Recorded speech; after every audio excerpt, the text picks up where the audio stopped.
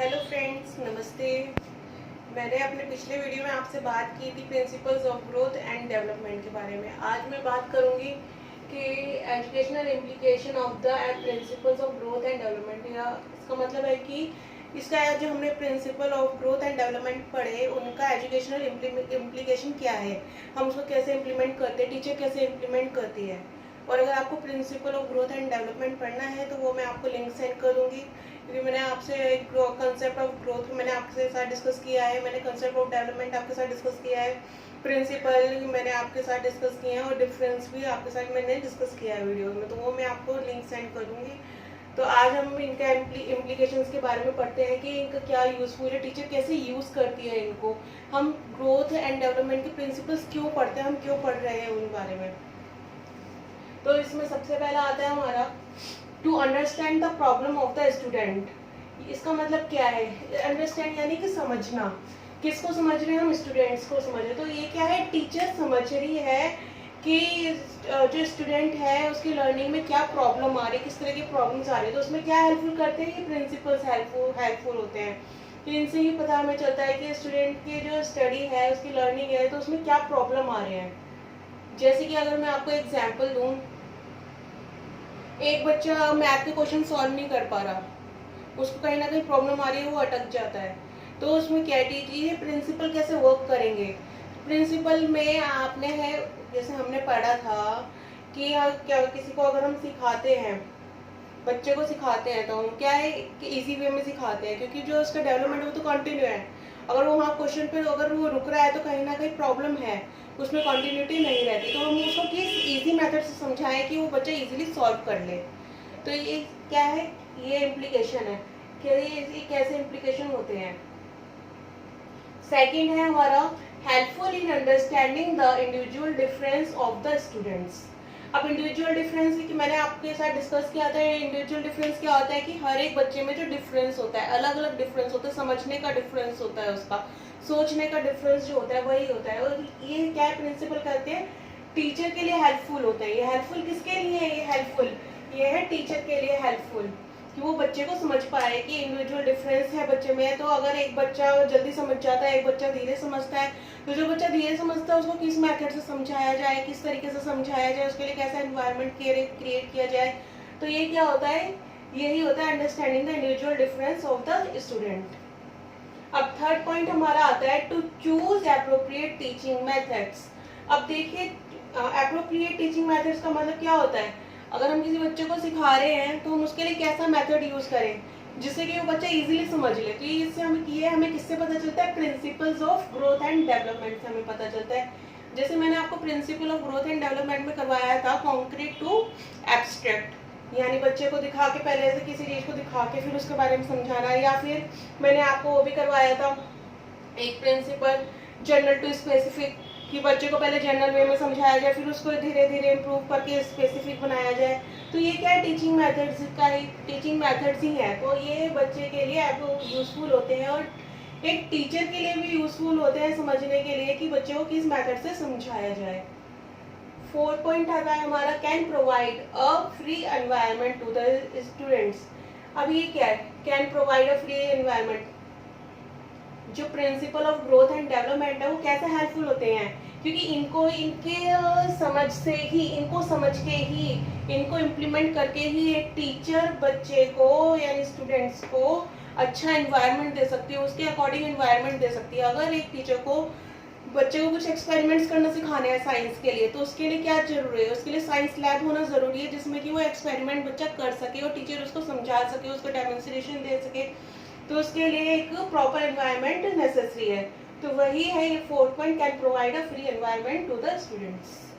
Fifth point आता है हमारा useful in organizing various programs and activities in the school. अब ये क्या है, जो हमारे principle of growth and development है वो क्या होते हैं, यूजफुल होते हैं। किस लिए?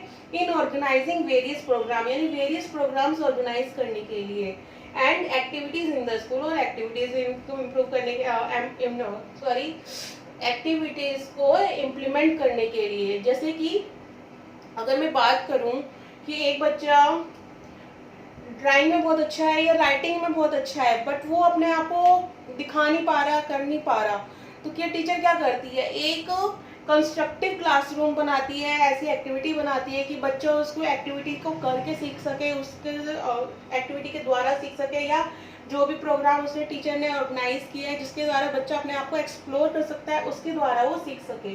तो यही है हमारा 5th point, useful in organizing various programs, यानी टीचर उन प्रोग्राम्स को ऑर्गेनाइज कर सकती है with the help of administration, not alone, so and activities in the school. तो 6 इसके बाद आता है हमारा 6 पॉइंट। 6 पॉइंट क्या है हमारा, whether the development of the students is taking place on the right path और not can be known through this principles. अब इसका मतलब क्या है, इसका मतलब है कि जो बच्चे का डेवलपमेंट है वो सही जगह पे जा रहा है या नहीं जा रहा, वो सही रास्ते पे है या नहीं है, ये कैसे टीचर को पता चलता है, ये इन प्रिंसिपल्स के द्वारा ही पता चलता है टीचर को कि वो सही वे में है कि नहीं है, कि वो कंटिन्यू है या नहीं है, कंटिन्यूटी में है कि नहीं है, वो कॉन्क्रीट टू एब्स्ट्रैक्ट उसमें वे में जा रहे हैं कि नहीं जा रहे, उसमें आपका जनरल टू स्पेसिफिक जा रहे हैं कि नहीं जा रहे, या बच्चा जनरल स्टेज पे ही है, वो स्पेसिफिक स्टेज पे जा रहा है कि नहीं जा रहा है। तो ये किससे पता चलता है, principles of growth and development से पता चलता है टीचर को।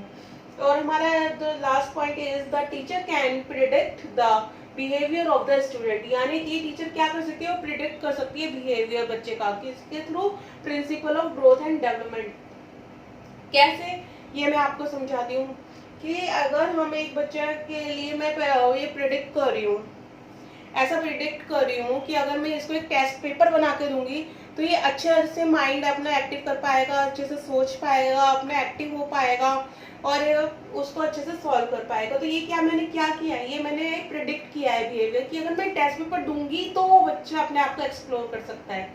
अगर मैं वो प्रिडिक्ट ही नहीं कर पाऊंगी तो मैं कैसे वो टेस्ट पेपर दूंगी, उसमें तो नॉर्मल वर्क, वो रोड लर्निंग होगी, रोड लर्निंग यानी कि जो बच्चा रटता रहेगा, है ना, या फिर वो एक ही टॉपिक पढ़ कर रहेगा, वो आगे बढ़ेगा ही नहीं। तो ये क्या किया है, टीचर ने प्रेडिक्ट किया है, तभी उसके लिए टेस्ट पेपर बनाया है, उसके लिए वैसा माहौल बनाया है, वैसा एनवायरनमेंट बनाया है, क्लास में ऐसी एक्टिविटीज बनाई है जो हमने इसमें पढ़ी थी। तो ये हमारा 7 पॉइंट था, teacher can predict the behaviour of the student. इसमें मेन पॉइंट आपका बिहेवियर, ठीक है ना। तो ये सारे इम्प्लीकेशंस है, इम्प्लीकेशन किसके हैं, ये principal of growth and development के और एजुकेशनल इम्प्लीकेशन जिसको टीचर यूज करती है टीचिंग में। क्योंकि ये जो हम सब पढ़ रहे हैं, हम चाहे सीटेट के लिए पढ़ रहे हैं, हम बीएड के लिए पढ़ रहे हैं, हम एचटेट यूपीटेट जो भी एग्जाम के लिए पढ़ रहे हैं, तो उसमें क्या देखा जाता है, उसमें यही देखा जाता है कि एक टीचर की कैपेबिलिटी क्या है, वो कैसे यूज कर सकती है टीचिंग को, टीचिंग मेथड्स को, प्रिंसिपल्स को कैसे यूज कर सकती है और वो कैसे इम्प्लाई कर सकती है, क्योंकि ये इम्प्लीमेंट बहुत जरूरी है, सिर्फ सीखना ही काफी नहीं है, उसको इम्प्लीमेंट करना भी बहुत जरूरी होता है। तो ये कैसे होता है, जब हम उसको यूज करते हैं, इम्प्लीकेशन करते हैं। तो यही हमारे थे educational implications of the principal of growth and development. तो आई होप आपको समझ में आए होंगे ये, और मैं अपना नेक्स्ट टॉपिक में आपको स्टेजेस एंड डेवलपमेंट करवाऊंगी, जिसमें कि स्टेजेस क्या होती है बच्चे की मैच्योरिटी की, तो वो मैं अब नेक्स्ट वीडियो में स्टार्ट करूंगी। साथ ही मैं अब इंग्लिश के वीडियोस भी बनाना स्टार्ट करूंगी जो कि बच्चों को हेल्पफुल रहेंगे, इंग्लिश ग्रामर से रिलेटेड, बेसिक ग्रामर से मैं रिलेटेड वीडियोस अब पोस्ट करूंगी, जो कि बच्चों को, चाहे वो किसी भी एज के हों, चाहे वो 10th क्लास के हों, चाहे 12th क्लास के हों, कोई बच्चे होते हैं कि उनको इंग्लिश पढ़ना भी नहीं आता है, तो किस तरीके से पढ़ें, कैसे स्टार्ट करें, मैं बिल्कुल बेसिक से स्टार्ट करूंगी बच्चों के लिए, जो एक छोटे बच्चे से लेकर एक बड़े बच्चे तक के लिए यूजफुल रहेगा। थैंक यू, धन्यवाद, मिलते हैं नेक्स्ट वीडियो में।